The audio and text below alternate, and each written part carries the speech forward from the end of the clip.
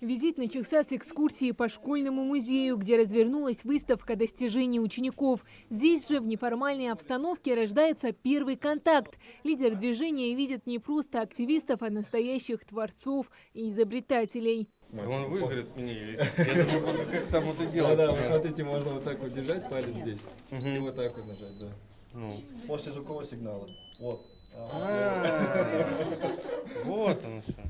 Визит в 15-ю школу Назрани – это так называемая классная встреча, серия мероприятий, в которых председатель правления движения первых встречается со школьниками, чтобы поделиться опытом, вдохновить их на новые свершения и обсудить важные темы. Атмосфера знакомства сменяется праздничной программой, подготовленной активистами.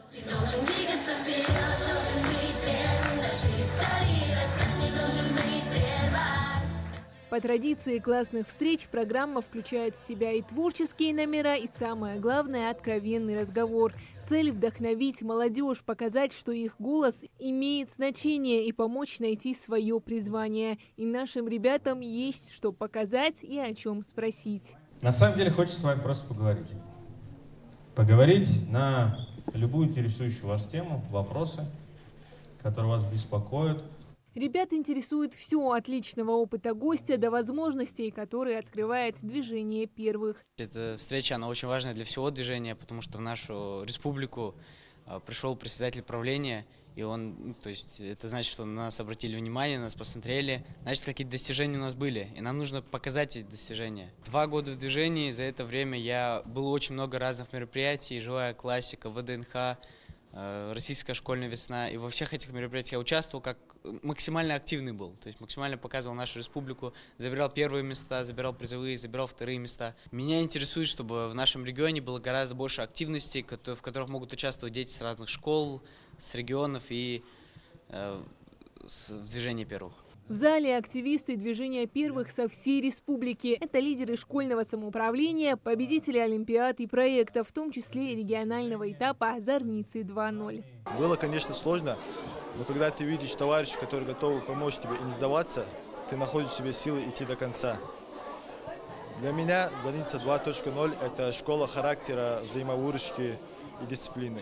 Площадка для диалога выбрана не случайно. Можно смело сказать, что школа номер 15 Назрани – настоящий опорный центр движения первых в Ингушетии. Для нашей школы это действительно большая честь.